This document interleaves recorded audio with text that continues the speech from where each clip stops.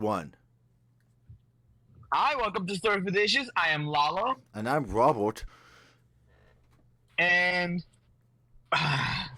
okay, I'll we are. I'll tell you about why we're doing this, but the video fucking flopped hard. So Lalo, take the stage. We are covering the other side of the coin of Marvel Ruins. I know that the video did so far as of today, Thursday. What are we at? September 7th? The day before this video comes out. Yeah, a day after. The video is not doing so well, but we are were able to forward, take a true believers. we were able to take a head count within our own group chat of how many people watched it. Yes, we were able to take a group a head count among the viewers, and but we're covering the other side of the coin, a story that is A lot more happy. thankfully much better. I would argue it's so much better. Watch this video. We're covering Marvel. Watch this video do worse than Ruins. I would be really upset because I actually want people to read this story more. Lalo, it's one of the most talked about books. Yeah, it's not like I'm pulling out a more obscure issue. A Soul of the Hunter, or I don't know, Miss Marvel, No Normal. It's not like I'm pulling anything out of a hat. No, I'm basically doing the most talked about comic books of all time. Of the past 30 years, of course, because Yes, the past 29 years. Okay, you're fucking splitting hairs, motherfucker. This is drawn by Alex Ross and written by Kurt Busiek. I actually have a slight problem with Alex Ross on Marvel's side. Doing Marvel books. No, fuck you. Nope. I would rather look at his DC stuff more. But this is beautiful. This looks, and you'll see like some characters done. I don't like his Spider-Man. Oh, boo-hoo. Oh, boo-hoo. His Spider-Man mask is weird, and I don't like it. And it looks antiquated. Let's get into the story here instead of displaying hairs of antiquated looks about a book that's 30 years old, Lalo. Spider-Man will show up no more than 3-4 times in this book, which is a pleasure for me. Daredevil shows up 3 times. I counted them. Okay. You know what? Let's get into the issue here. The first issue. Yeah, we opened this story with this in the 1930s, actually 1939, and we meet 2 reporters, a photographer and a reporter talking. One of them is Phil Sheldon, who we met in Ruins, and the other one is J. Jonah Jameson. Oh, that's why he has that similar cut to his top. Okay. Yeah, J. Jonah Jameson and Phil Urick are talking about what's going on in Europe, the wars that is going on, and Phil is actually like trying to get to Europe, right? Yeah. He wants to see the world because everything is going on over there and nothing is happening in New York. Not yet, at least. The only thing he has right now is this science expo that he's going to, where Phineas Horton is actually showing off his newest experiment, his newest achievement, which is an android. Actually, it's an android that is at the moment oxygen goes into contact with his body, it turns into flames. And you could even say that this android is a Human Torch. God, that was not sly or stutter at all. That was the most telegraphed, most planned out, most stupid way to announce that. If anything was scripted, it was that. I had that written down, and I have it on my notes app. The fact that you had that written down and said, you know what, that's a good idea, is astonishing. But knowing you, it makes sense. I put it at a fucking sticky note because Matt told me to do it. Oh, you know what that sounds like? That sounds like a skill issue, Robert. It does. All right. And the people in New York are terrified at the sight of this Human Torch. Yeah? So much so that immediately they tell Phineas Horton to put it the fuck away and bury it underground. And yeah, and as Phil is actually like, all he cares about is two things right now. A, he Getting wants that to see the world. photograph. He wants to see the world. He wants to see it all. And B is be with his wife. Well, his girlfriend at the time, Doris. And it has been a couple of months. It's been actually a couple of years since the event of the Human Torch has happened. And But as weeks. they are Weeks. moving, yeah, it's been weeks. As they're moving on from the horror that they just witnessed with this fiery man that was really creepy, but it's not actually a man, it's a robot. Just say which the is Human like- Torch. Jesus Christ. They're witnessing it again.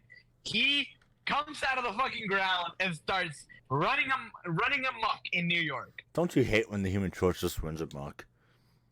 And it's not the Human Torch we love and we come to love, known as Johnny Storm. It's Says just you. a fucking robot. This man was part of the Invaders, okay?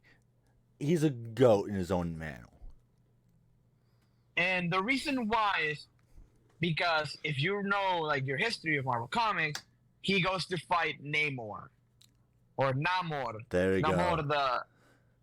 Because if I don't say it how they say it in the fucking MCU, Robert's gonna pop a, Well, you know, pop a casket. after you forced us to say it, I expect some consistency, man. Well, when I talk to the comic books Namor, I refer to him as Namor. Even though my entire life I've known it as Namor until the MCU came out. So what you're saying is that those months in like October leading up to that film, you were saying, "Oh, you better say it this way," even when I talk about the comic books, was a fucking lie. Shut was up. a fucking lie, Lalo? Was it? Was it a fucking lie?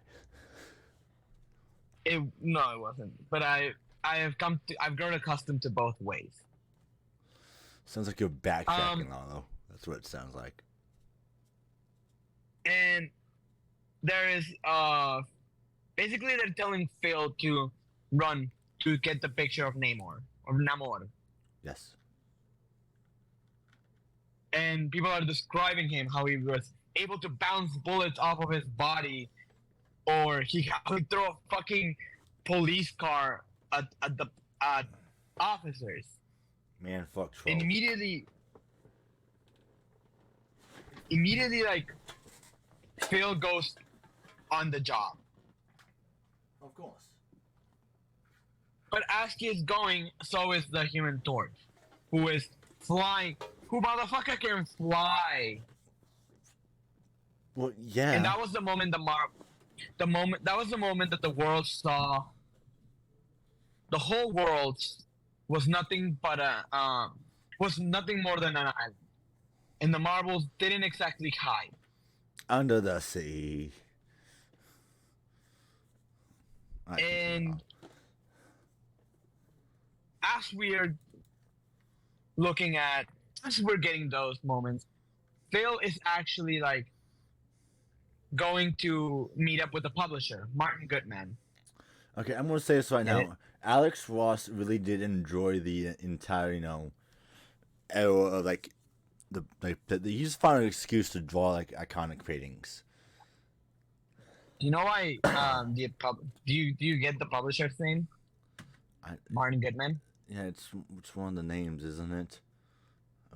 It's actually he was a publisher of Marvel Comics before it was Marvel Comics. It was Timely, and he was actually like related to Stan Lee, and that's how Stan Lee came to be like one of the heads at Marvel because he was related to Martin Goodman. Don't you love good old nepotism? I was gonna say just that. And Phil is actually like he's been offered by his publisher because his publisher he offered him a chance to go to Europe. Yes. He finally got his opportunity and he's turning it down. Why? Because he wants to start a book called Marvels, explaining what could have gone wrong. No, it would have been ruined. Because the opposite of ruins in ruins is marvels, and so the opposite here would be ruins. Shush! No one kills. It was a stupid joke. It was a throwaway joke, Lalo. Anyway, so he's actually like seeing.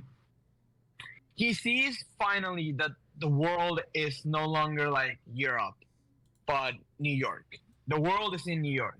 New York is your oyster. That was a theater joke for all of you out there. Anyway, and he goes outside and he starts seeing the world as how it is. And one of the things he sees is the battle between the Submariner and the Human Torch. And look away, Phil. Look away. And as they're fighting, he goes on. Basically, the Human Torch is fighting Namor, and Namor manages to get the upper hand on him as a police officer, Betty Dean, is talking to Phil that they have it all wrong. Namor is actually the good guy in this situation, although he's the one causing chaos. I mean, he's a fifth man, so the reporters are basically like blowing her off as like, keep your lady parts away from all of this situation. You don't understand what's going on. And in the meantime, Lala's in the corner like, Jesus Christ, it's 1939. Oh my God, it's so cringe. Just like you. Anyway, as they're fighting, Namor manages to shut off the Human Torch's power. I mean, and the Human Torch's... He's just fucking fire, so any water would extinguish him. No, not really, because water has oxygen, Robert. Yeah, but also, if you take away the heat... No, that's not how it works. Just oxygen going into contact with the Human Torch's skin. It lights up on fire. So technically, would light up on fire. No, because the fire triangle, something in the fire triangle would be just distinguished, wouldn't it? Can you breathe underwater? Yeah. Can you breathe underwater as a human being? Since water has oxygen in it. That doesn't matter. It's still oxygen. Can you breathe oxygen comes into contact with the skin. It lights up on fire. Yeah. Any way of oxygen. But the only way they could turn him off is by putting him in a vacuum. What about, say you take away the heat, because it requires so for a flame to start, it requires heat, oxygen, and a fuel. We don't know what the fuel is, but we know it's omnipresent if it's just in contact with oxygen, right? Right? So sure. So the oxygen and the fire though. But with that, whatever Namor does, it takes away the heat. So the fire triangle is still interrupted. So it actually does make sense if you think about it, Lalo. Whatever. It's got fire science, bitch. as Phil reaches back, goes back, he gets a hold of a phone, and he, motherfucker, he calls Doris basically, and he's like trying to make sure she's okay, and then he goes on to call his editor until he gets the TV starts projecting the words of Namor. This is the Prince Namor, this is a Mariner, with a message for the so-called Human Torch. This is my final warning. Get off my trail, Torch, or suffer the consequences. And as they're getting this message, the Human Torch goes off to battle again. And as we hear, as the Human Torch and Namor keep fighting, we hear that Phil is going at it, and they're hearing about it on the news. They run off, and by the time they get there, it's all over. Don't you hate when that happens? But that was the moment his confidence was shook. Rattled. And that was the moment.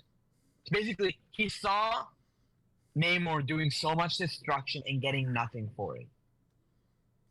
And that was the birth of his fear for the Marvels.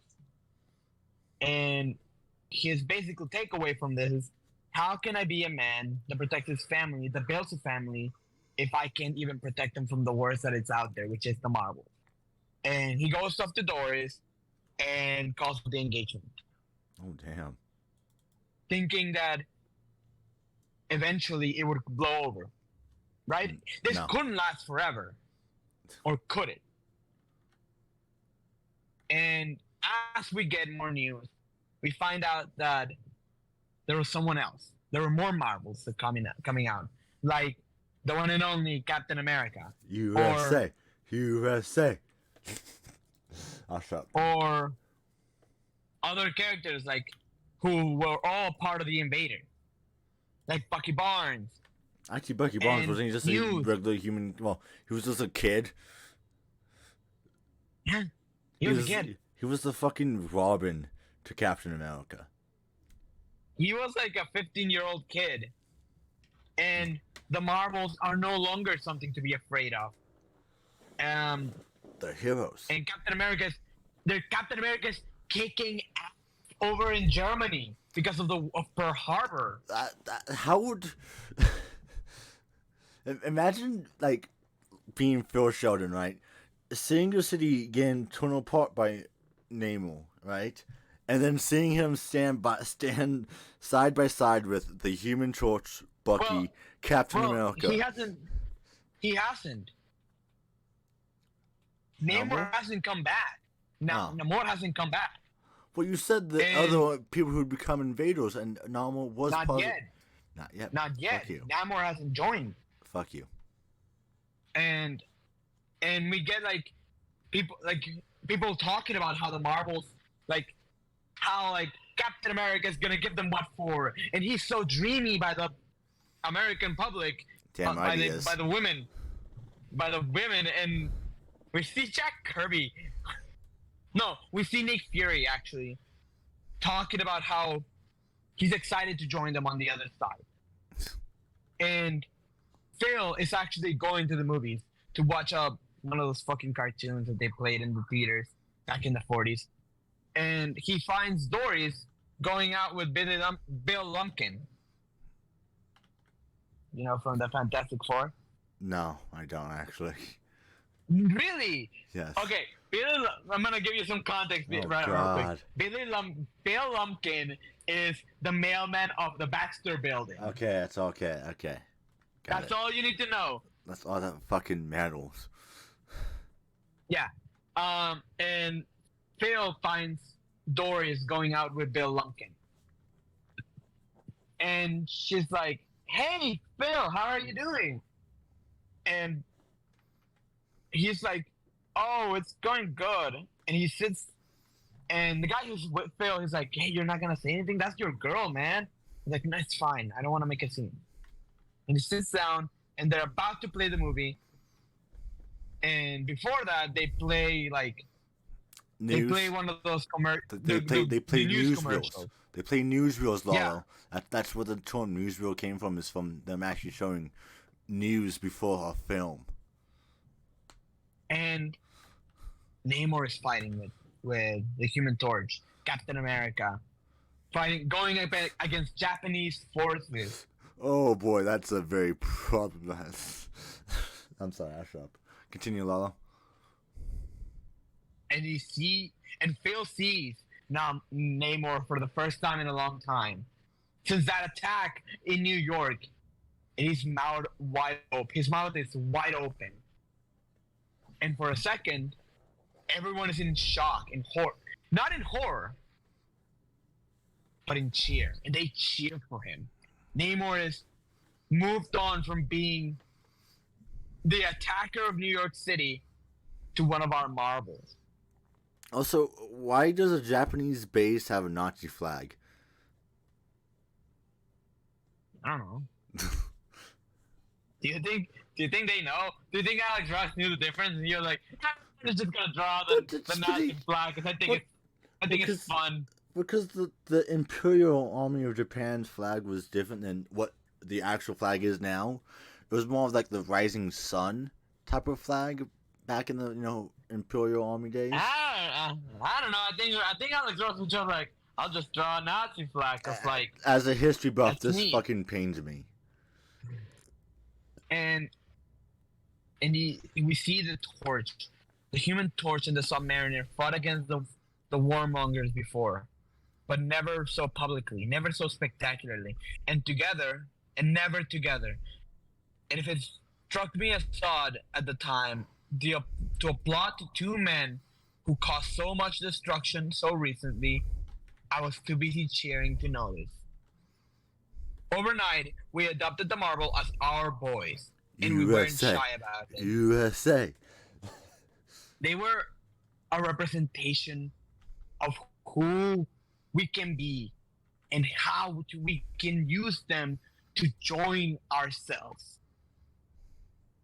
And that gave Phil thought, right? Yes. And the first thing he went to do is get back with Doris.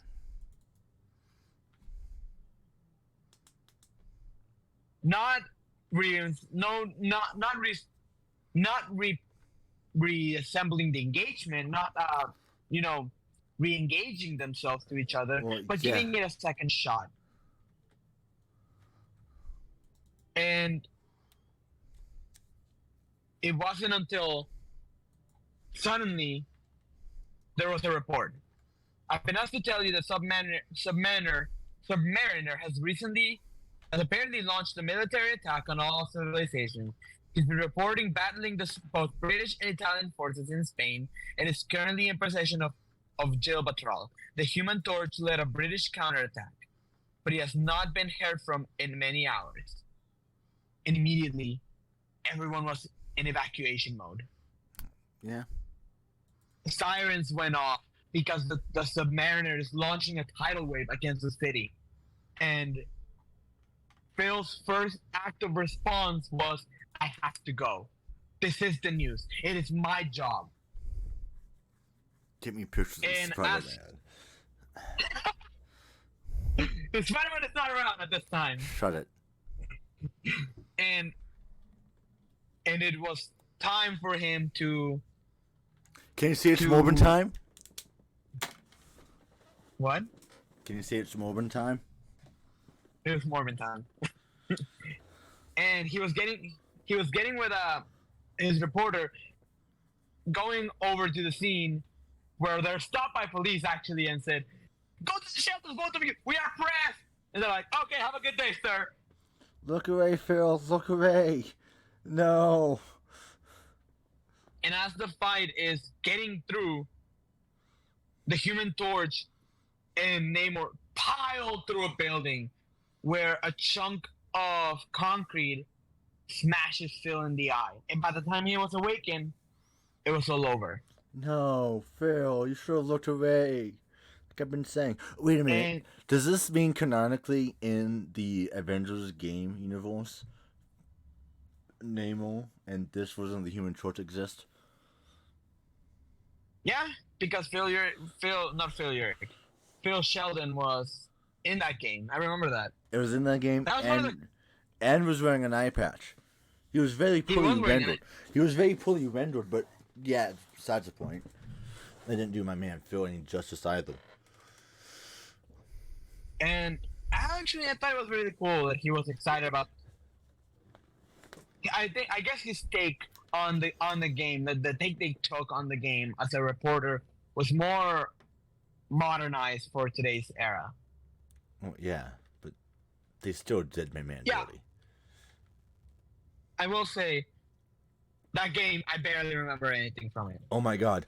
Okay, hear me out. Right. It's a Phil. You know the game like Pokemon Snap. No. No. Okay, so it's a Yes, I game. know it. I know. It, so it's Pokemon Snap, right? So go around and take pictures of Pokemon. It's that, but you're Phil Sheldon taking photos for the Daily Bugle. Robert, that's a good ass idea. I will shut it up. I will shut it down right now because you will get too centered on this. But you see what I'm saying? That'd be an amazing game. It fits with the character, and it's cheap to produce. Yeah, no, I know. It's a good idea. Also, And I want Phil Sheldon in the MCU. Fuck it. that would be hard, but it could be doable. What else is hard? I don't know. Well, Not watching Mobius for the 900th time. I have. Okay. Moving on. As Phil Sheldon awakes, it's over. And actually, no. No? Pearl Harbor has just been attacked. Oh, they hit the And Pentagon. Pearl Harbor had been attacked, and we were at war, and the world had changed. We didn't, and nobody had time to worry about the marbles anymore. And Phil got married. Actually, Phil got married before he went to the war. So he fought in World War II, and he was actually writing this. Actually, Well, no. the first chapter was. He was 4F thanks to his eye, but since he was press, he did become a correspondent. Yes. Thank you, Robert. You are. But he's writing the first chapter of this book from the perspective of as a correspondent, and how he says that now that the marbles is going to be one hell of a ride to finding out. And he's writing to Doris as the invaders are attacking an army base. USA. USA. Which, by the way, I don't recognize any of these characters other than Captain America and Bucky Barnes. It's probably all the Maybe other guys. the Human Torch. It's probably for all the guys from the other Timely comics. Probably. Before they morphed into Marvel. Yes. I recognize Bucky, I recognize Captain America, I recognize Namor, I recognize the Human Torch, and the tiny Human Torch, because he was in the superhero squad. I feel like the lady with the tarantula, I think her name's like Black Tarantula. Or Lady Tarantula or something like that. I think that's the Spider Queen. What But the Spider Queen was a Nazi. well, then it can't be the Spider Queen now, can it? No, we can't. Anyway, Moving on. into issue 2. Now, the world is different. What do you mean the world's While different? While you slept, the world has changed. And Hold up, I'm still we loading. have... Oh. Alrighty. Oh, damn, Jody mutes. While you slept, the world has changed. And it wasn't long ago, but it was a different time. and we have people in New York City spectating the Marvels. And Phil is actually like out on the street going where we see the return of none other than Captain America. Yeah. We're witnessing a new era of heroes with many more powers and many more abilities. So this is we get Iron. This is the Avengers era, isn't it? Well, Avengers was last. One of the last. Motherfucker, I'm looking at the Black Knight. No, yeah. Avengers were one of the last people to show up. Like first it was Fantastic Four. I'm over. No shit, Sherlock. Then it was Spider-Man. We got that. The X-Men. We got that. Lalo. I'm just saying, that's the fucking Black Knight. Yes. And we also get it was life or death. It was a grand opera. It was the greatest show on earth, and every single one of us, we had the best seat in the house. As we see, like, Phil telling, like, the reporter he's with is telling him to get a shot of none other than Giant Man. I kind of shot. I kind of like how Alex Ross brings dimensions into this artwork. It's not just like a flat page. It's like you're actually like looking up at him. It's not just a flat image, if that makes sense. Also, imagine getting a photo of Giant Man's dick. Because that's basically what Phil is getting. I mean, you got a dick pic, didn't he? And he goes on to the publisher of this magazine. No. He's going to a book publisher. Why? Because write a book about runes. He's pitching a book about these magnificent figures. And he wants to call it the Marvels. And the guy is like, oh, these are all like newspaper photos. Like, there is nothing interesting over here than, we got nothing. You got nothing for me. What am I supposed to sell? And as he's saying that, all the people in the newsroom, not the newsroom, but the publisher room, are looking up to the sky where there's a giant 4 written in fire. And they're all excited about the Fantastic Four. Okay, so wait a minute. So I know that you probably don't know the answer to this. Where did the original Human Torch go? I don't know. No. He was destroyed and became the Vision. They used the body of the original Human Torch and the brainwaves of Wonder Man, and they made the Vision. Interesting. Yeah. So as the people are like looking up in the skies, looking at the 4, Phil says, "Let me just point out that those people down here are New Yorkers, Mr. Shu, and they see this kind of stuff all the time. Think about how they react in Chicago and San Diego." And the publisher's like, yeah, I get the point, asshole. Give your agent a call. We'll talk later. And Phil's like, bet. And he's like asking, who do you think should write the text? Isaac Asimov, Ben Urich, Norman Mailer. And Phil's like, well, since you mentioned it, I would like to write it. I would like to take a crack at it. And the guy's like, well, yeah, you come back with a chapter or 2, or anything that shows me that you can write, and you got yourself a deal. And Phil is like going down on the elevator, down to the lobby, like figuring out how to write it. He has like Heracles and Gilgamesh, Roland and the King Arthur, the names of legend, but that's too boring.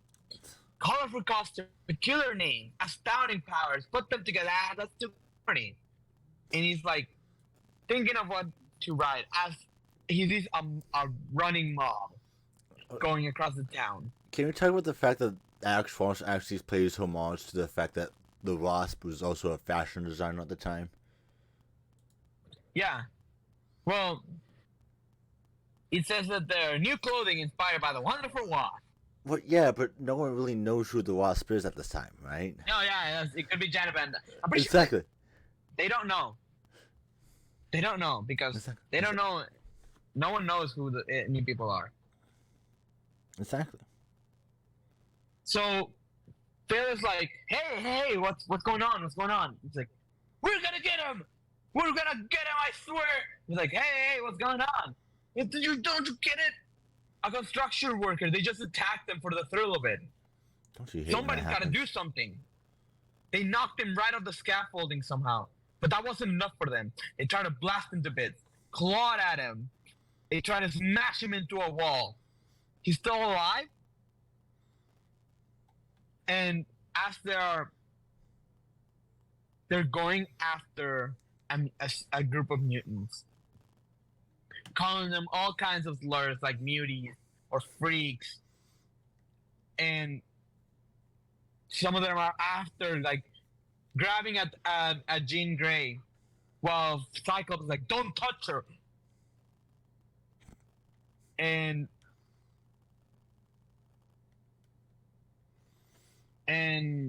they're like throwing stuff at them and one of those stuff is a brick that hits Iceman. It's thrown by none other than Phil. Don't you hate when that happens? Just the incontrollable rage of this racism just bellows out of you and just happens to hand a brick in your hand and you just eat it. Oh, it's just something that I've experienced. And Iceman is about to hit him, like about to go back at him, when Cyclops says, "Iceman, don't. Forget about it. They're not worth it." Yeah. And the crowd dispersed. But that stuck with Phil. They're not worth it. Not worth it. The hell did he mean by that? On the way home, I wondered why I did what I did. I was a newsman. I didn't make the news. I observed them. At least I usually did. But there was something about the mutants. They were the dark side of the Marvels, where Captain America and Mr. Fantastic spoke to us about the greatness within us all.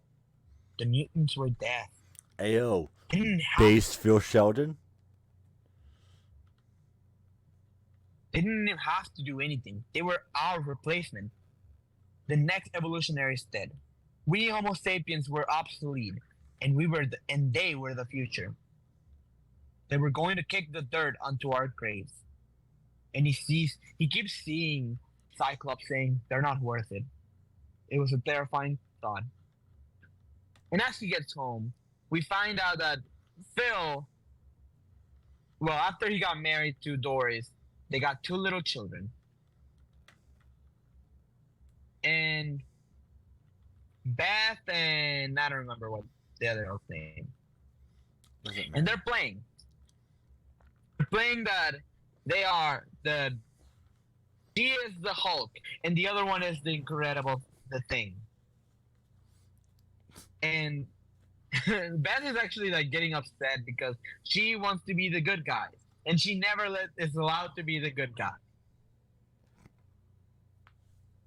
And she's like, I do not. I live to be Spider-Man, remember? Spider-Man is icky. I mean... She's like, shut the fuck up, little girl. I mean, Beth has a point, though. Spider-Man is icky and sticky. And has radioactive cum. He doesn't have radioactive cum. He does. In some universes, at least. Anyway. And Doris is actually like talking about she wants to talk to Phil, but he's like, "Oh, I sold the book. I think. And she asks him what's going on because she seems worried. And all he can think of is like, what am I gonna say? I was scared. I'm scared about the mutants, and they could enslave our daughters. Oh, okay. Like, no, Let me play a little bit. he just Can I just say my point here? go for it. Go for it. Go for it. Go for it. There's two branches of the mutants. I know not at this time technically, but Magneto was still technically around in this time of the 616, correct? Yes, yes, he is. So, and Magneto wanted to enslave the humans, didn't he?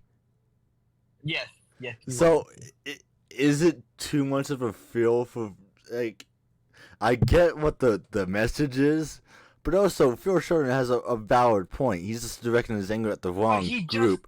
He's directing. Here's the thing. He just got over it, the Marvels.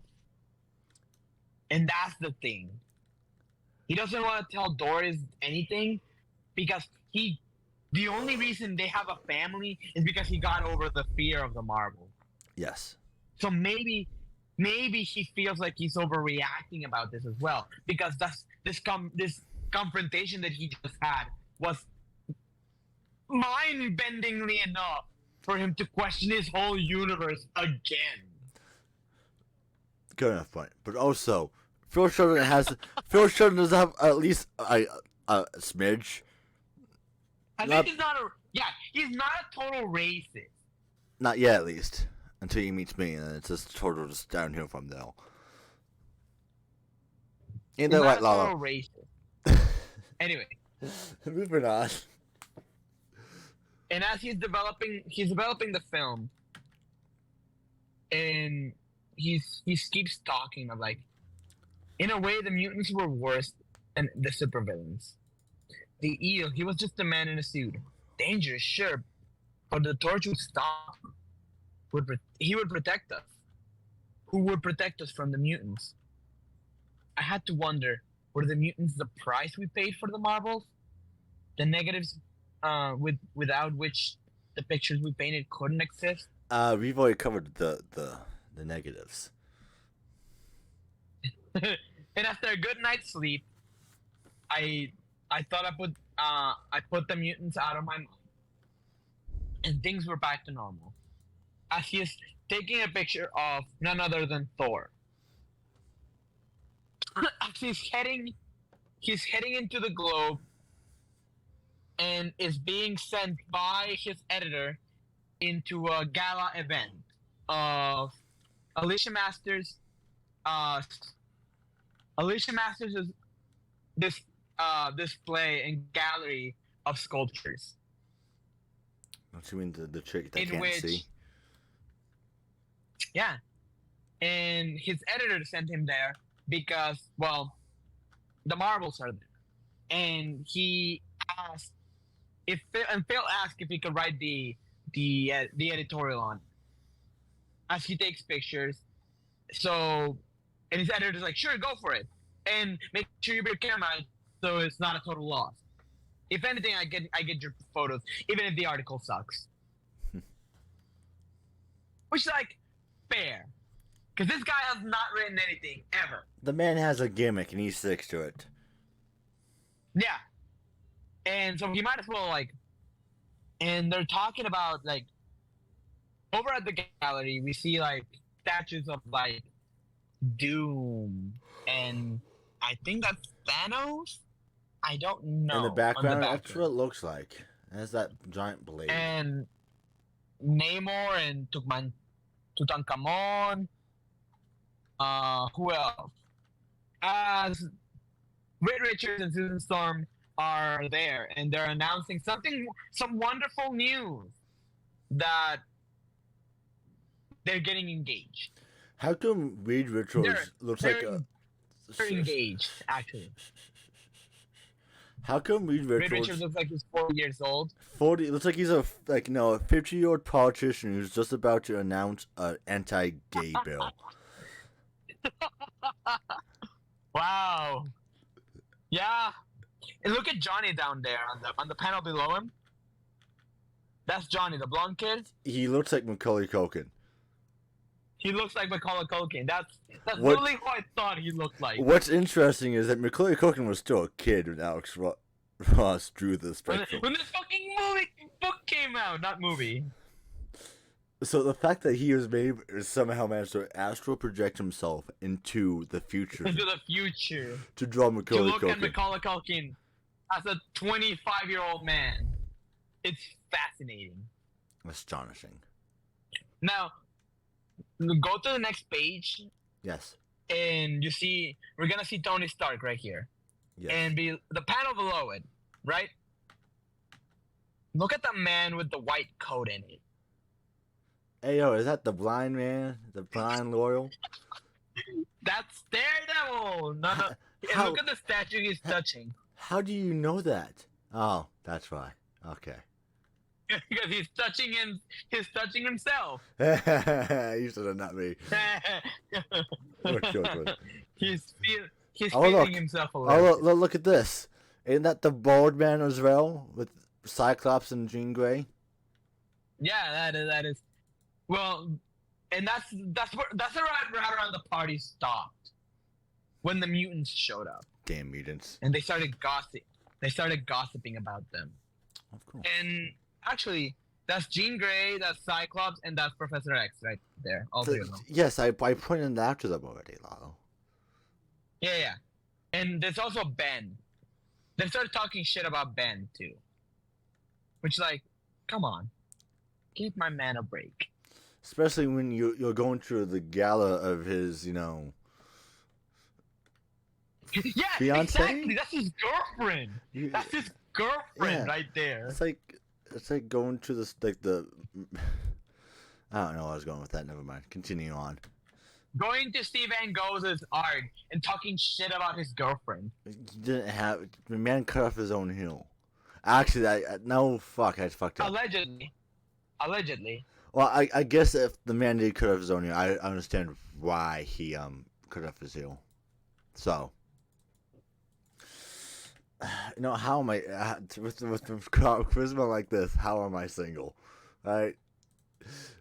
And I thought about I took about 60 shots and had a brief chat with the sculptress. Amazing that a blind woman could do work like that. I know, right? Just from physical descriptions. But she certainly chose the right subjects. That much was clear from the exhibit. Even the thing was accepted by the public. Well, not really, but whatever.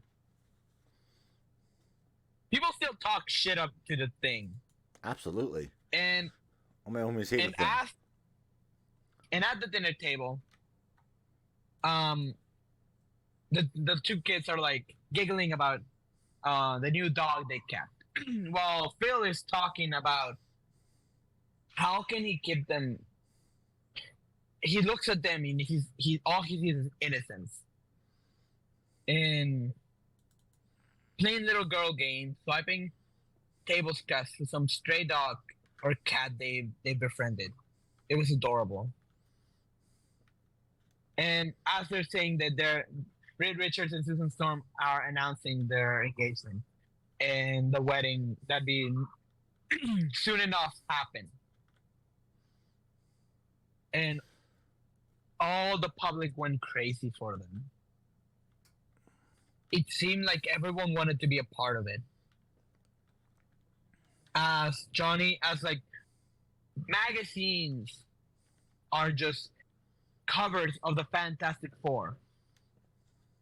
And Jonah Jameson is actually like telling Phil to take a photo of it for his book. They're celebrating the Avengers' new teammates, Quicksilver and the Scarlet Witch. Mutants were part of the Avengers. Damn dirty mutants. Sorry. I hate when I cough, right? And here's the second appearance of Daredevil in the book. He's fighting Stiltman. One day we'll cover the more recent one. It's a good one. I like that one. And as Phil is going home, his neighbors were having torches and pitchforks, and they call Phil to get the shotgun because there are mutants in their neighborhood. I'd be right there with them, man. Come on. And he said that he saw them like messing around with the trash cans, face like a skull, and who knows what it's up to now. And Phil runs home as his wife and his children are telling him to stop. And they're leading him down to the basement where they find this little girl with big eyes. Hey, that's a and fucked up barely looking no dog. hair.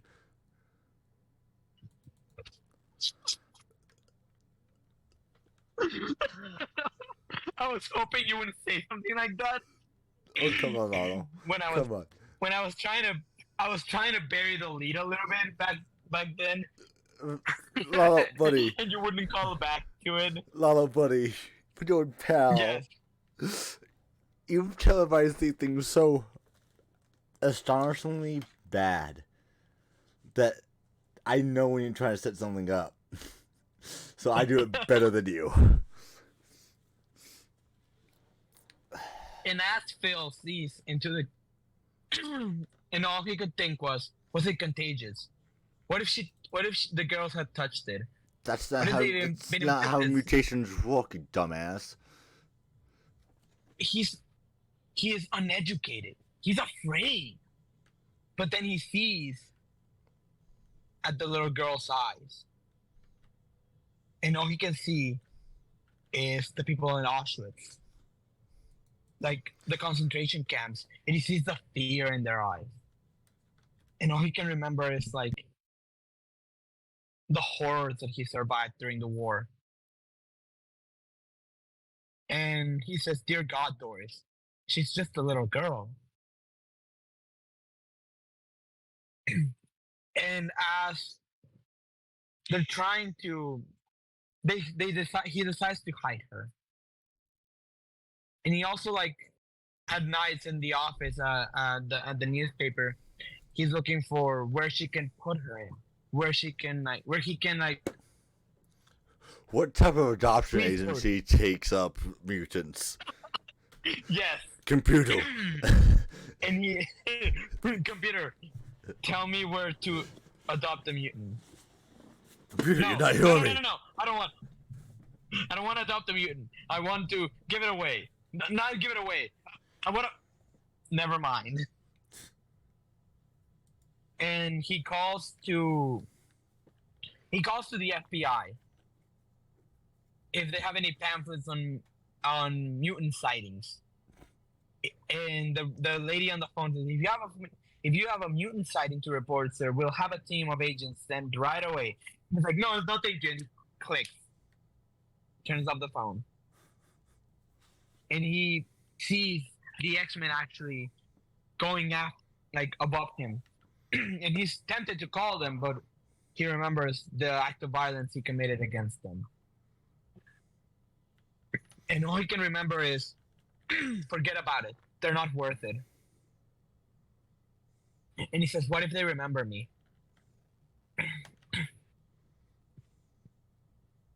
Later on, we get the wedding of Reed Richards and Susan Storm. A beautiful moment. A moment of happiness. And if you look over here, Daredevil, right here. Oh, so we've expanded all three of our sightings of him, huh? Already? Also, I'm pretty sure, yeah. Can we talk about J. Jonah Jameson in the background, though? Yeah, and can you see... is he talking to Norman Osborn? What the fuck? Where? To the left of him. Who's he fucking talking to? That is Norman Osborn! He's sitting next to Norman Osborn! And Lumpkin. Billy Lumpkin is right there, yes.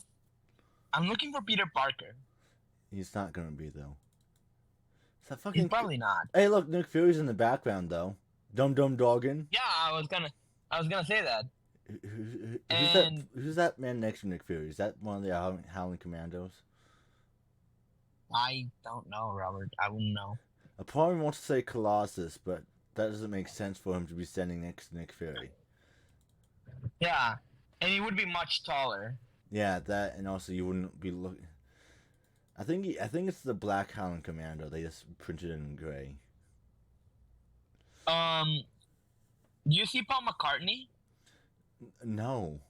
Oh, he's in the back left, isn't he? Back left.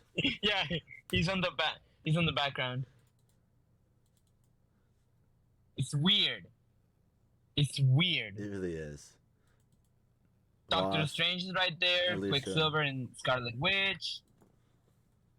Where's Ben? Oh, Ben is crying over here.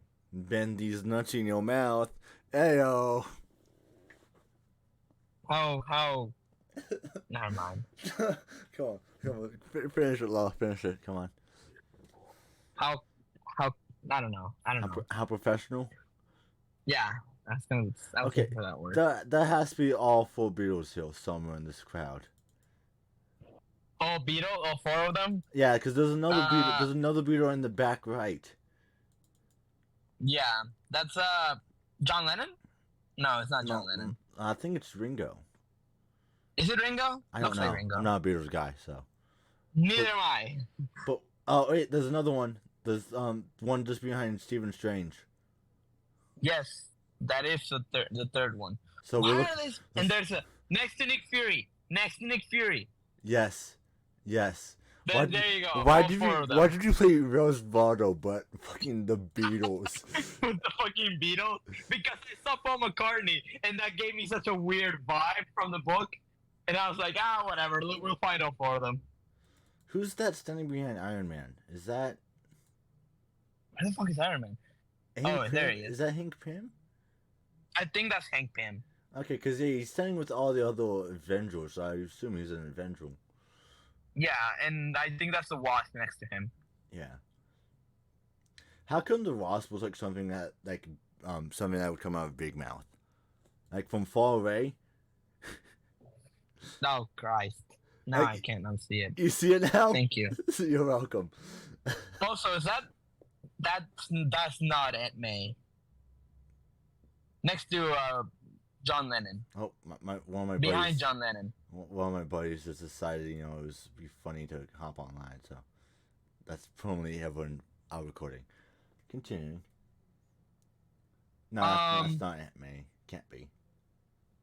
Can't be Aunt May. Wait, isn't the Fantastic Four technically mutants though? No, they're mutates. They were exposed to. Potato. They were exposed. No. Yeah. They were exposed to cosmic rays. They're mutates. There's a difference. It's like Spider-Man. Spider-Man's not a mutant. He's a mutate. Oh, okay, I'm not going to take us off topic. Anyway, as they're celebrating, having a drink and everything,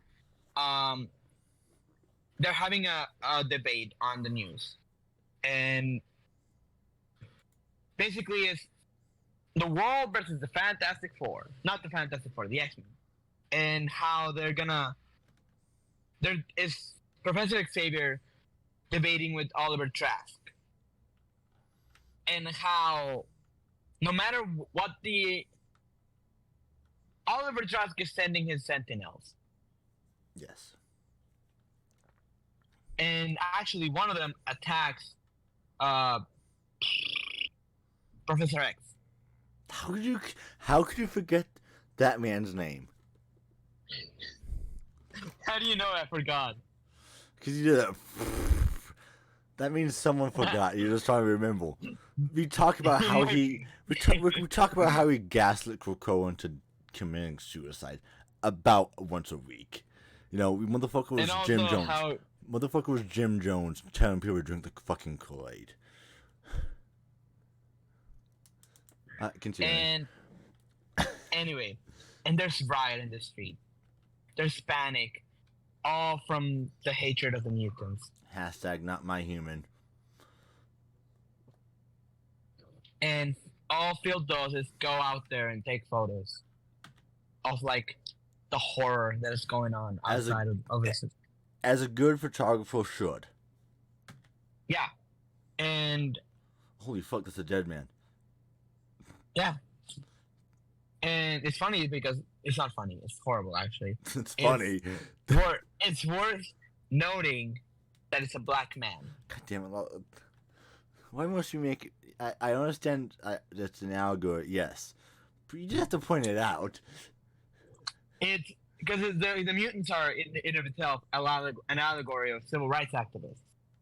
Well, now with the race riots going on, yeah, that makes sense. Mm-hmm.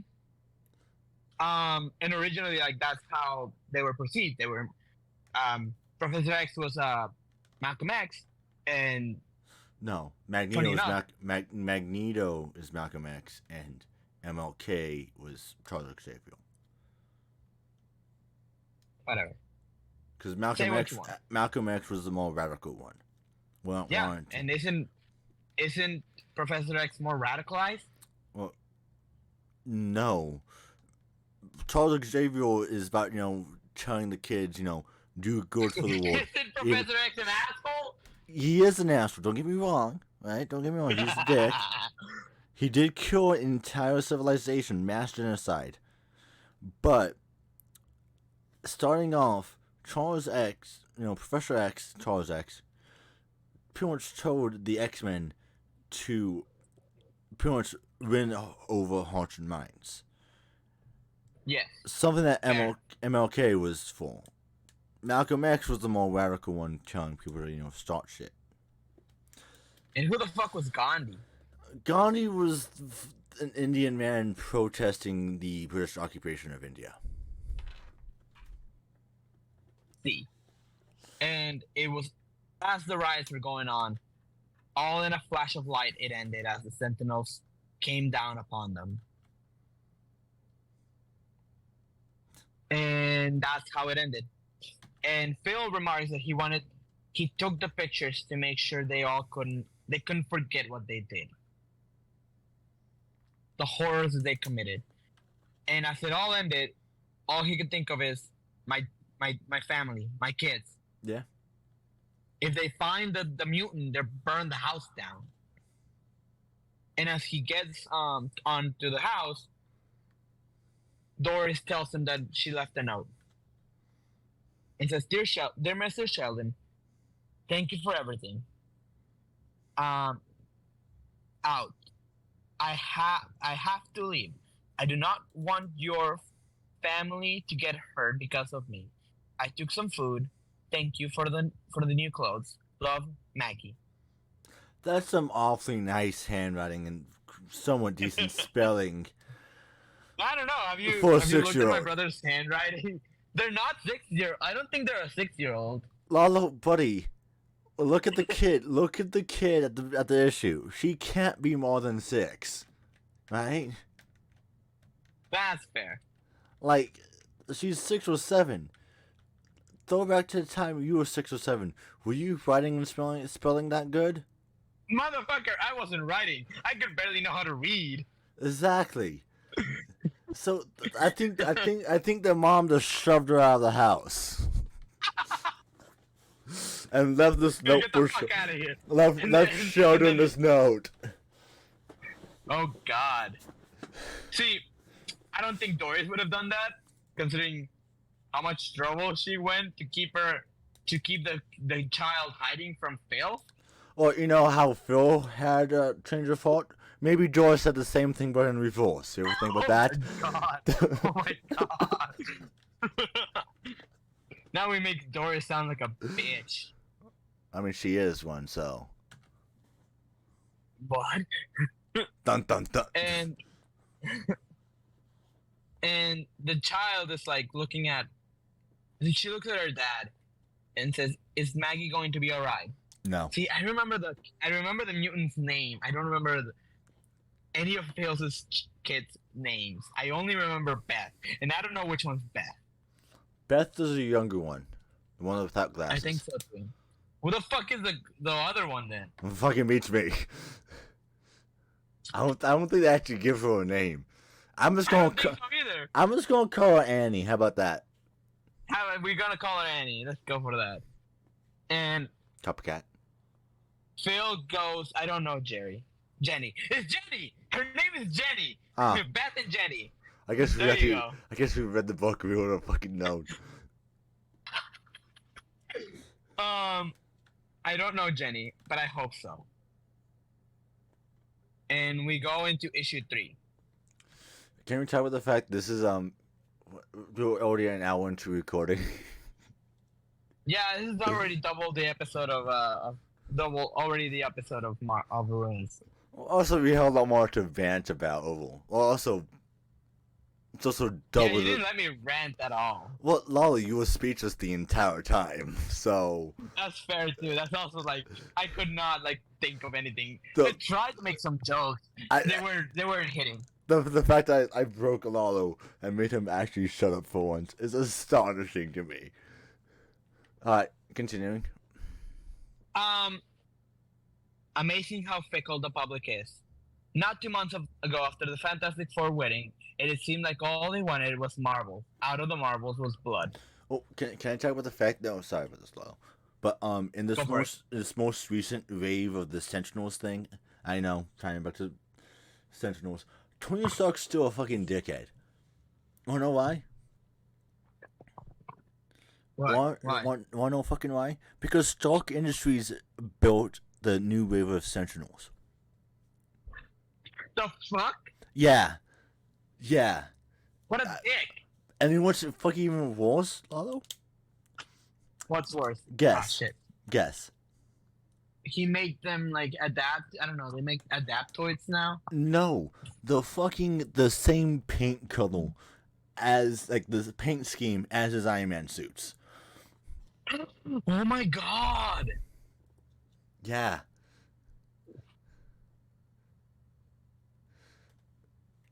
Yeah, on this episode of Tony Stark's still a dick, we've got that. All right. Well, isn't he always?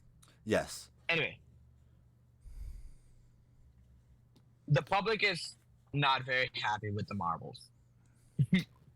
Yeah. And well, here's the thing, and this is Phil's conclusion, by the way.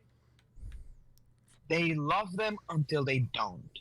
It's very much like one-sided, and it's not until like a very big catastrophe that they start loving them again. But then they turn on them right back around, and we'll see more of this in this issue. Can we like? Well, there's a press conference for the Avengers about like how they offer the deepest apologies as the Avengers are like being tarnished by the public. How Tony Stark has been MIA, and he was taken by the Iron Man. Don't you hate when that happens? They have issued a subpoena against Anthony Stark to appear before the senator's investigation, and basically like they're just shitting on him. I mean, yeah. Oh yeah, look, the rant about Tony Stark actually ties into the book. And they're calling it manipulative, and they are throwing like these words while Phil is at the fucking zoo. Yeah. And Phil is very upset about this, by the way. Because he's like, he promises children a weekend in the zoo, and all he can think of is like photographs. Oh, this is what photograph he has to take. Okay, I know what this is covering now. Okay. Tying it back to our most popular issue or storyline. And how like the Judgment Day is, there's a guy yelling there's Judgment Day coming. Soon next I'm gonna see a fire truck blow Johnny Storm out of the sky, right? Jesus. And there is water like rising. There's a rising tide, right? And as Phil is like looking into higher grounds, And it was because the Avengers were fighting Namor the Submariner. Oh, it wasn't because of fucking Galactus? No, actually. And the rising tide, like, the tide rose a little bit. But Phil was, like, pissed off. Yeah. Because he was stuck in a fucking zoo. Well, it was all going on. Look, it's At the same Spider-Man. time, yeah, Spider-Man is being yelled off by J. Jonah Jameson, being called a fucking menace. I mean, he is one. So. Which is, this is the first appearance of Spider-Man here in this book, by the way. 103, I think. Yes, you said 3, so to say 3.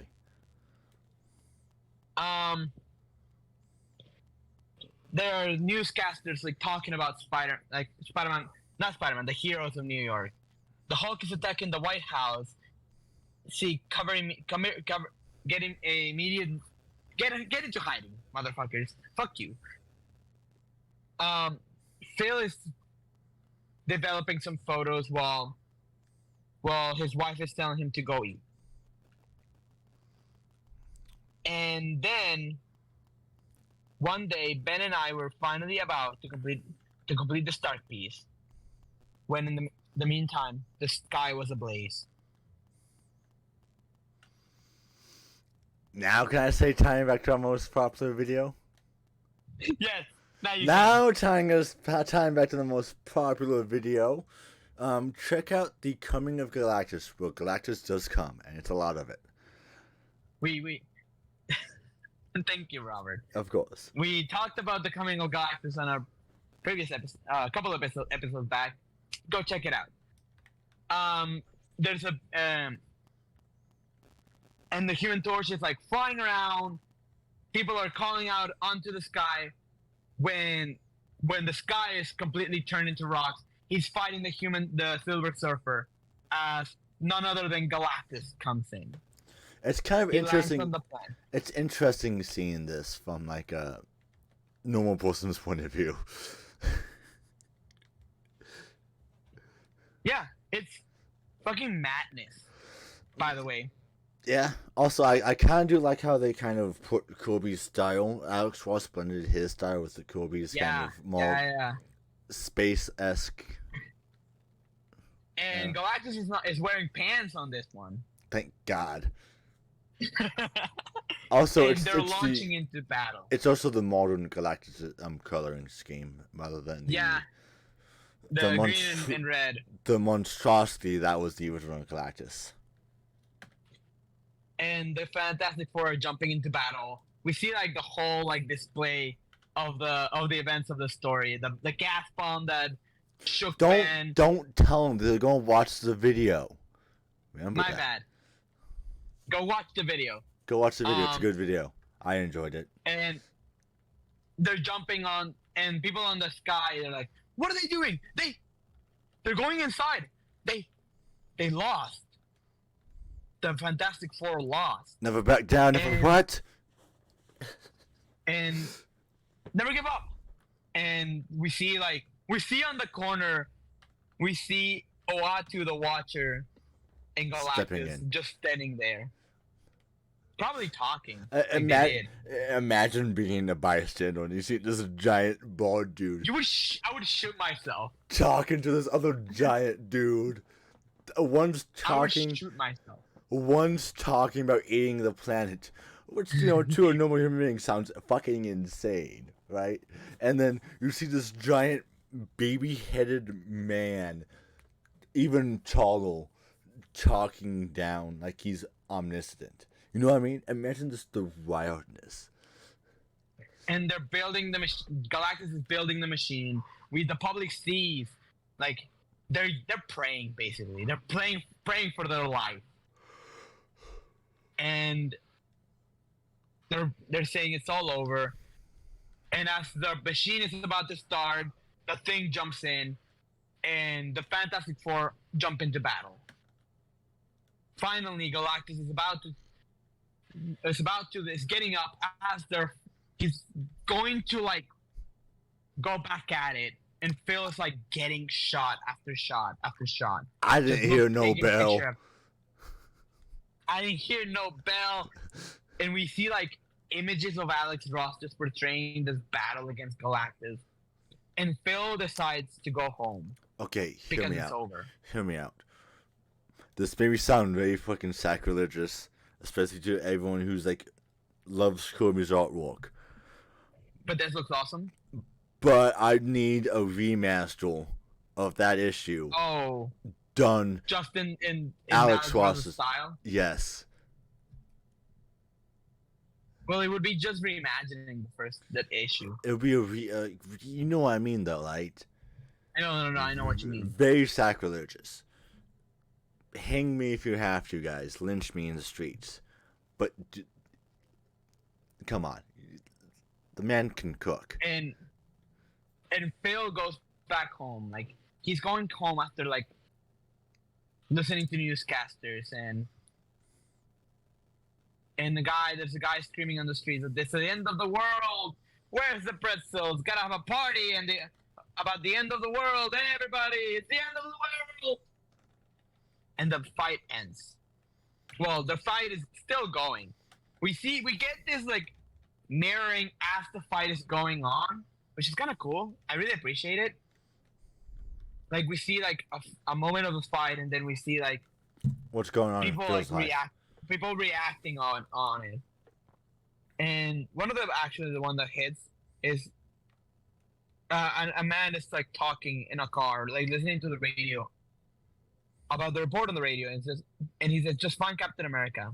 They find Captain America. This all turned out all right. I've seen the man fight one time. He'll straighten it out. I've seen him. Just find the man. Okay, I want what if book now. What if Captain America? Captain America versus Galactus? Yes. My money's on Captain America 10 times out of 10, baby. Captain America's all beaten up. Captain America's sweet, baby. I didn't hear no bell. He takes off his shirt. You know, it can't be any worse than what if Miles Morales was Thor, so. Oh, God. And then it was all quiet. No one around. They were all inside. All gone. Was this what it was going to be like?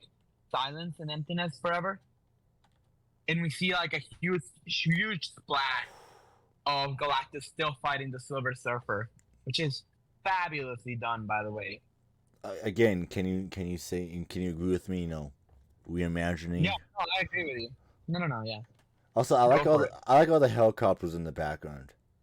Kind of emphasizes how big of a scale this is. It's not just, you know. Oh yeah. The helicopter is tiny in comparison. With that, and also the fact that it's not just, you know, not everyone's just looking up on the skies. There's newscasts about it, pretty much. Yeah, absolutely. And actually, funny you say that. The moment Phil gets home, it's over. The reporting on the end of the fight. Reed Richards, also known as the Mr. Fantastic, held out a small device, which we see pictured here, and it seemed to cause the giant creature a great concern. After a moment, Richards gave the giant the device, and they played a tape over and over and over. Nobody really knew what was happening, but we knew what it meant. A real nail biter, folks. A triple red alert squeaker. It's over now. You know, there's at least one man who slept and had extra marital affair because of this event. That now has to tell his wife that, yeah, you know when the coming of the actual was happening, we all thought the world was going to end? Yeah. I fucked your sister. Yeah. Sorry about that, babe. Still on for Tuesday night. The morning after, the Daily Bugle publisher calls Galactus hoax. An editorial by J. Jonah Jameson calling the entire thing a publicity stunt done by the Fantastic Four to raise statues in their honors, name bridges and mountains after them, and invite them to the dinner at the White House. Can we talk about the fact that they Alex Ross tied Galactus into the not Galactus, Goliath? Yeah. And also we get a new little adaptation of This Man, This Monster, where Ben is just walking around New York. Yeah. Have you read this story? No. Can we do that on Studio? Where Ben is... Absolutely, yeah. Also, can I also provide? I was gonna cover it right after the coming of Galactus, but it didn't feel like much of a deal. Nothing could beat the coming of Galactus. No. He like jerk off on the page. It was fantastic. Astonishing. And then we get like a picture. We get Peter Parker. That We get slimy Parker at the weasel Peter Parker. Yes. Mr. Jameson. Peter Parker delivering photos of Spider-Man fighting that looter. They make all Spidey look terrible, and Phil just looks at him in disgust. How come he looks like okay? How come Peter Parker looks like Pee Wee Herman back to like a voice? He looks like a mixture of Tobey Maguire and Andrew Garfield. I don't like it. And you know what that sounds like, Lalo? What? Sounds like Alex Ross's timeless artwork really just is timeless because it works with whatever era of Spider-Man you're used to. Yeah, like I look at one shot and I see Andrew Garfield, and then I look at others and I see Shia LaBeouf or Tobey Maguire. Okay, I see. Absolutely Shia LaBeouf. Imagine that film. Oh my fucking god, that's amazing. Oh my god, that would be amazing. No, it would. He would end up dying off screen. Okay, Lalo. Okay. Thank you for liking my joke. Oh my god, we need something to be Marvels now, like an adaptation of Marvels, right? With Shia LaBeouf as Peter Parker? Yes. Again, he would die off screen. Well, you can't kill Spider-Man. Duh. Bad writing, though. Did that? All right, continuing. Anyway, Phil is like exiting the building, and they're talking shit about the Marvels, like the mutants, and literally everyone. And Phil like snaps at them, like, "You people, what do you need? The world to actually end? Are you so busy digging for garbage you can't even admit that you're to yourself that you're grateful? Look up, why don't you? Look up for the ones in your life." And that was the end of issue 3. Basically, Phil telling the world, like, get your head out of your fucking asses. Like, you're all behaving like assholes. Absolutely. But are we surprised? No. No. Because next Marvel time, Universe is nothing there'll but be no next time. The Marvel Universe is nothing but a hostile place that loves and hates its heroes. So does Marvel editorial, to be honest. Love suck on that copium cock a little bit more. Sorry? Copium cock. Suck on it a little bit more. Anyway. You're just upset that Zebros is... I'm actually happy about Zebros one for once. And you're upset about that fact. Shut up. Exactly. They're having a signing of the book Marvel. Written by Kurt Busiek, I'm just kidding. Written by Phil Sheldon with pictures of with pictures of Phil Sheldon. And basically the reason why it's actually like selling out is because the Avengers are away. Not fighting in Battle World, but they're actually fighting the Secret Skrull War. Oh, look, Atlas. What the fuck has he been in recent comic history? It's Hawkeye. Atlas? The giant fucker? Yeah. The giant fucker? Yeah, that's Clint Barton. That's Clint Barton. What the fuck? You didn't know that? No. Clint Barton started taking the Ant-Man pills. The Pim particles, you dumbass? Yeah. Well, there were pills back then. He was a pill popper, huh? Yeah, he was a pill popper. And also a wife beater. And also, like... No, that was Hank Pym. It was a dick joke. I get that. I see that, yeah. basically, like, the reason the book is selling amazingly is because scrolls are that we knew how we'd been wrong. That the setter who turned us against the war was an enemy alien himself. But by that time they were gone, fighting to save the world that had no that had spit on them and cursed them. It was too late, basically. And the marbles are, and also something else. And then when they did come back, we were safe again. We coughed and said it wasn't that important anyway. Oh look, this happens. This is during what? Amazing Spider-Man, what, 121? 96. 96, whatever. That's close enough. Yeah, it's the death of Captain Stacy. Spider-Man has been branded a murderer, and the reason why Phil Urich's plan is actually to rehabilitate the Spider-Man's image by launching a publication in favor of Spider-Man. In the meantime, Black Widow has been subpoenaed for murder in the first degree. Let's plead the fifth. I'll plead the fifth, Your Honor. You've already been like, we have already sentenced you. Gabble, gabble, gabble. Plead the fifth. Wait. Wait. So the man wasn't even dead though, and they're still trying to get her on forced degree. No, yeah. At least get her on an attempted forced degree. Come on. And that's what Phil says. He says this is utter bullshit.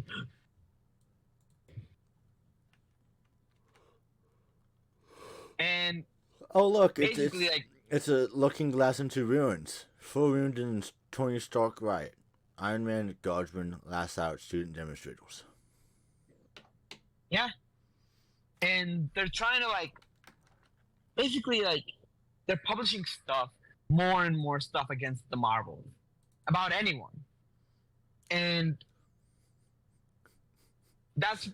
Phil is just about tired. Can we talk about final straw? Can we talk about the fact that the man's talking trash about the Falcon? Does the existence of Holland's own superheroes speak to the Falcon? He ain't no hero, not up here. Yeah. His skin be black, but on the inside, he's just another white man. Another white man.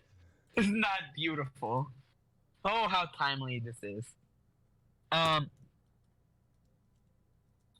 And then Jonah's like complaining about Spider-Man being on the front page all over again, even though we can't let anyone forget that he killed George Stacy. He killed a former police captain and a hero by any standard, and still waltzes around free. We've got to stop the superpowered hoodlums from wreaking their havoc on the average citizen. And Phil was like, I'm tired of this. I don't want to do this anymore. It seemed like it was something new every day. Everywhere the Marvels were being insulted, disgraced.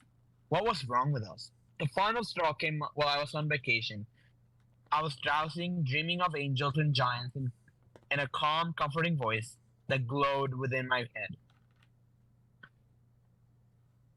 And Doris is telling Galactus he's telling Phil that Galactus has arrived to New York again.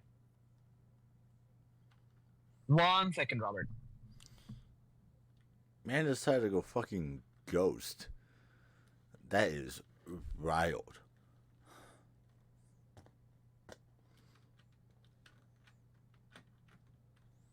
So, yeah. Interesting book so far.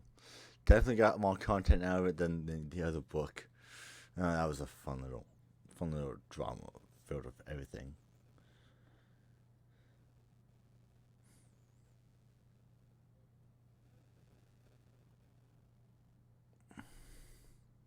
I'm back. Sorry. Lalo got recorded for a second.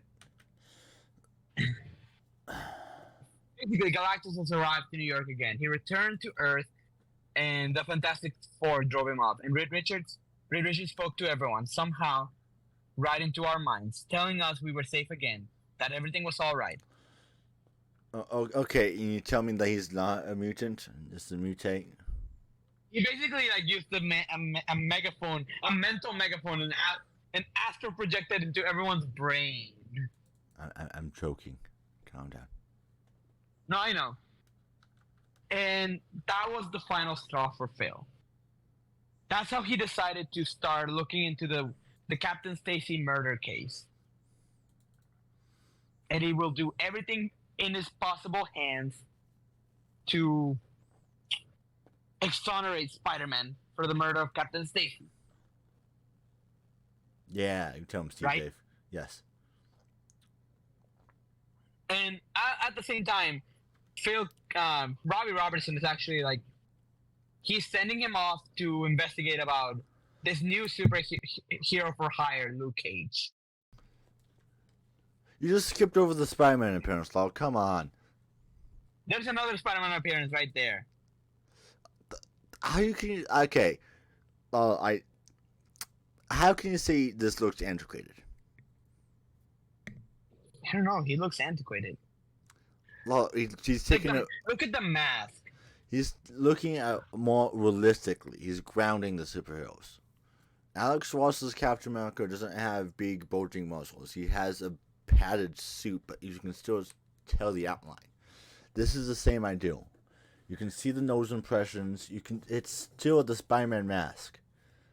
It's just that it's a little more grounded, and you don't like that. I just don't like the eyes. I haven't seen the eyes yet, so. Oh God, I do not miss that uniform. No, for Luke Cage. For Luke Cage, that's just a cheesy ass uniform.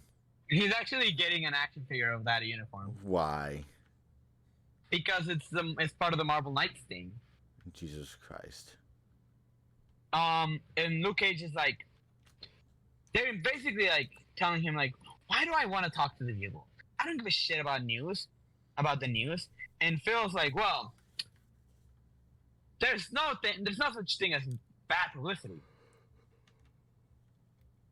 And Luke Cage is like, and then Phil realizes where he's at, and he's like, I'm sorry, Mr. Cage, may I is it okay if I leave for a minute, because I had another thing I had to follow up on. And the reason why is because he wanted to talk to an old lady who was the only witness to the Spider-Man Dr. Octopus fight that killed Captain Stacy. Okay. Which, by the way, we also made an episode on it on Stories with Issues. You can. Yeah. We need to reduce some of our issues and bring up to our modern standard. The lady is reporting on. The lady is telling Phil what she saw. A Spider-Man fighting Dr. Octopus. The Spider-Man pushing the chimney onto Captain Stacy, and it was the fact that he threw a chimney on him wasn't enough. He had to pick him up and go to the roof where he would kill him. Yeah, fuck girls.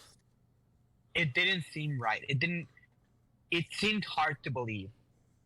Spider-Man has saved so many lives. Why would he do something like that?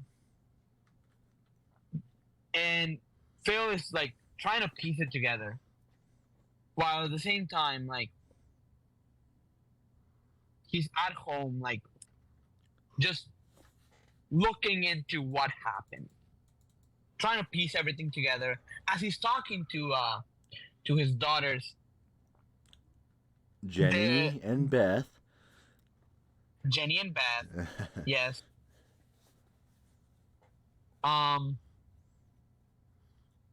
They're like looking at the news, and since officials have reversed earlier denials or released these photos taken by the UN's Starcourse station, they seem to show unknown objects in an organized formation traveling toward us from the sun itself.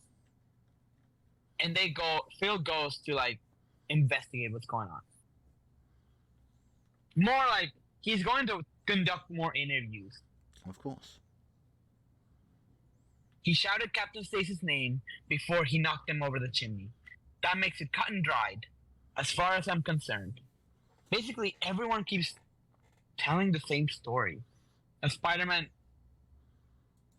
purposely killed Captain Stacy. Yeah. And he doesn't buy it. Phil doesn't buy it. It doesn't make any sense. And as he's looking over the pictures on his um, dark room, I forgot what it was called for a minute. Well, look down on your skin. My fucking excuse me? I said what I said. He sees over the newspaper. Oh shit! There's a fourth appearance of Daredevil. Oh look! Oh look! It's Yellow Jacket. Yeah, that too. Yeah, that's the life beetle. The Doctor Octopus has been captured, and that gives Phil an idea. Now, is it gonna work? No. I don't know. He goes on to talk to the editor, and the editor is like, I'm giving you an Amazon woman named Tundra challenge the Thing to a little match, and apparently it's happening, and she's apparently got the strength to do it too. It's going to happen on the 3rd in the Shia Stadium, and I want you there exclusively for the Globe. Basically, he will get to write it. He will get to write the editorial and take the pictures. And as he's getting the news by the editor of the Globe, he gets a call that the witness he wants to interview will only be available for an hour this afternoon. And Phil is like, I gotta go to the Shia Stadium in half an hour. Well, this is the only time he's available. And he calls his protege, Marcia, to get the story for the Globe as he goes to Rikers Island to talk to none other than Dr. Octopus. Ooh, spooky. Dr. Octopus is like, why would I be a witness in order to exonerate Spider-Man? That is the most stupidest question you have ever asked me to do. Yeah. If the last thing I can do is to make sure that the web-headed asshole is on the prison, then there's nothing you can do to convince me otherwise. So, like, I can neither confirm nor deny. And why should I? And that gives, like, Phil, like, a sense of, like, defeat. Yeah. And he goes to the last person he can think of. He knocks on Gwen Stacy's door, and he asks her to interview her. And he says, I've been afraid she might not agree to talk to me. The whole subject must have been quite upsetting to her, but she couldn't have been more forthcoming. And we talked for hours, and she talked about, like, how much stern her father was. He was a man of old-fashioned values, but you could tell he respected Spider-Man. He loved the city with his whole heart. It wasn't until the third visit that we talked about the day itself. The day he saved the little boy, he saved his life. He died doing good. And that's all my father did.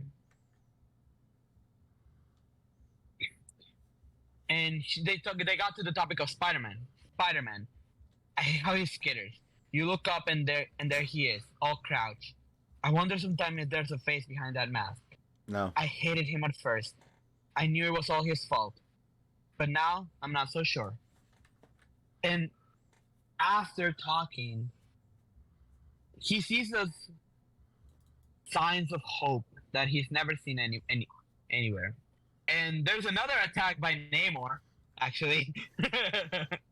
Jesus fucking Christ. It's enough slices. It's enough slices, man. Namor for you, man.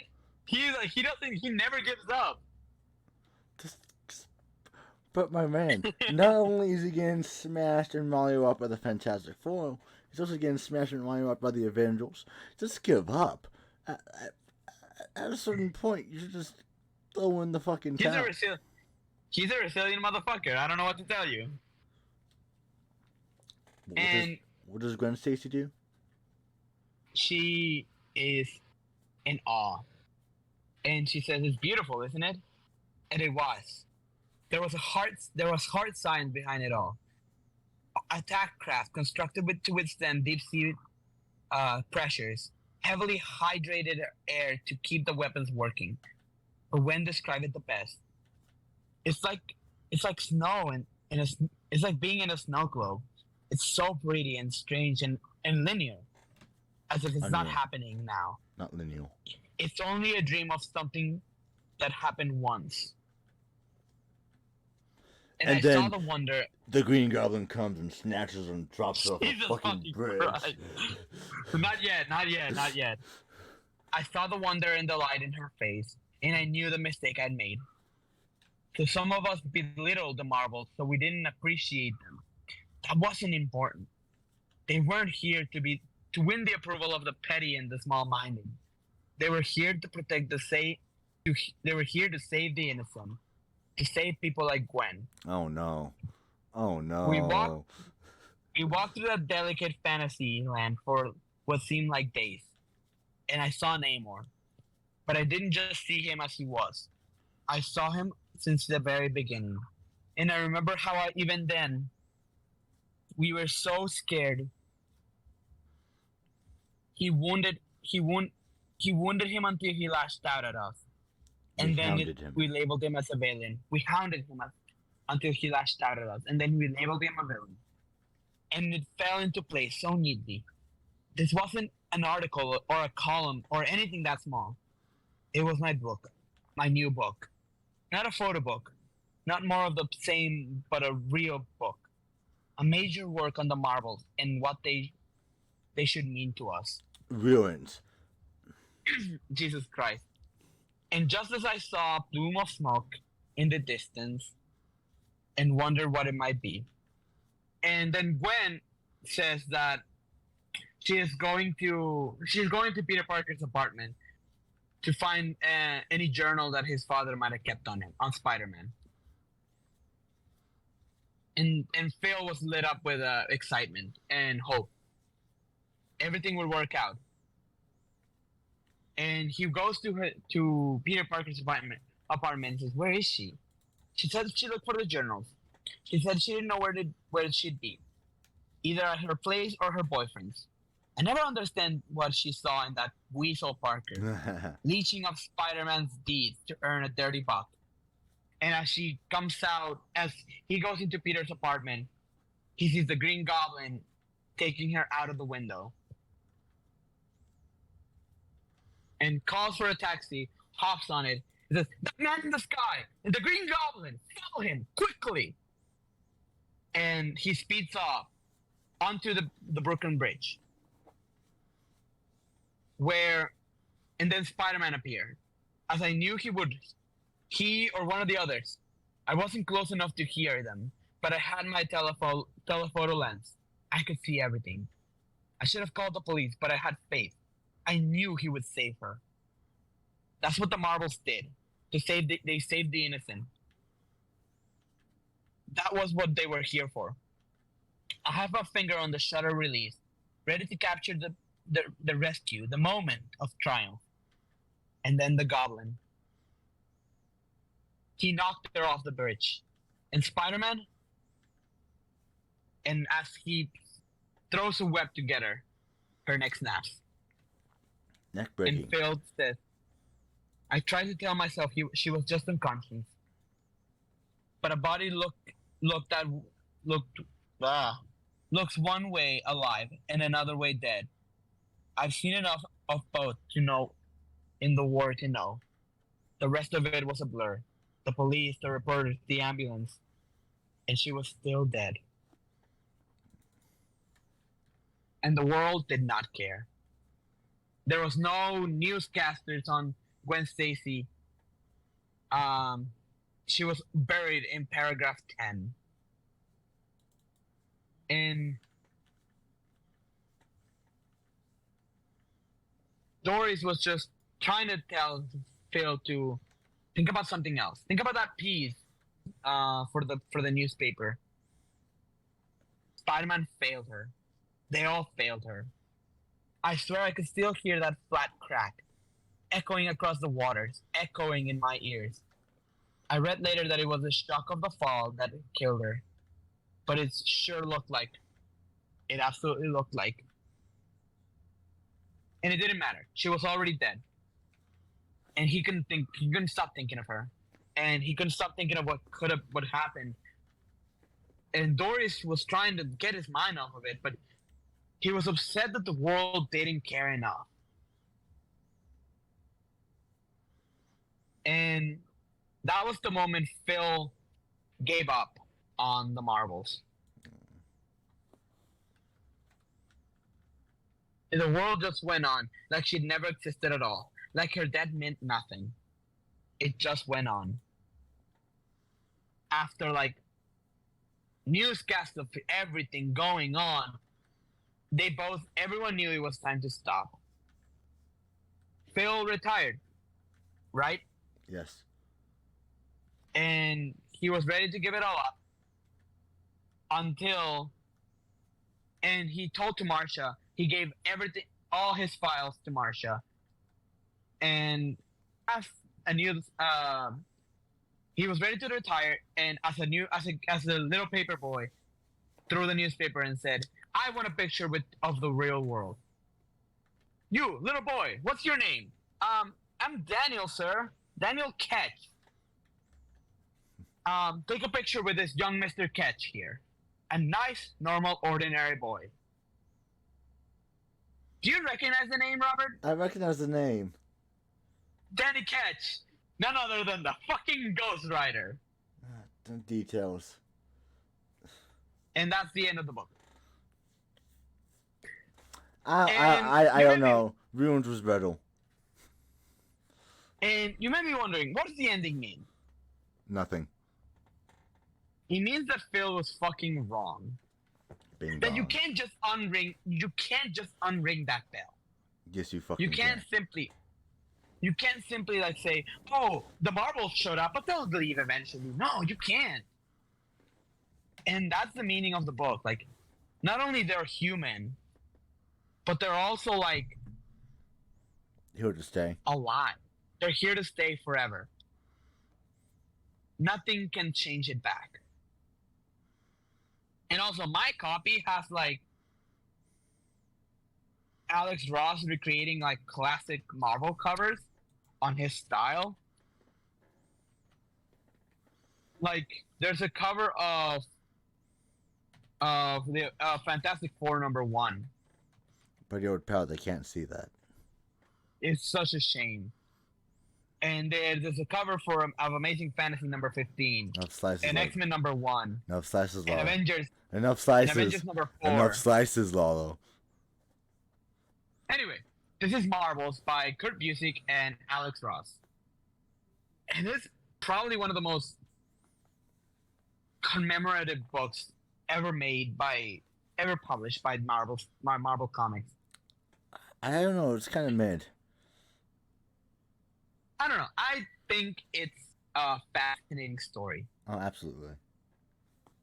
It's telling the Marvel universe from a bird's eye, not a bird's eye view, but from the little guy on the street. From a different perspective. Yeah. It's probably one of those books that I would like to see like done animated, maybe. We don't know. But in Alex Ross's style. Marvel never does anything animated now. Kind of a damn shame. They have a lot of potential. I don't know. They're getting back on track with their TV shows. Like What If and Marvel Zombies. Marvel Zombies. When I think of What If, I don't think of Marvels. I'm sorry. Don't even. What If was good. Don't get me fucking wrong. But the art style. They could adapt it. The art style and animation just wasn't up to snuff that this book deserves. No, I know.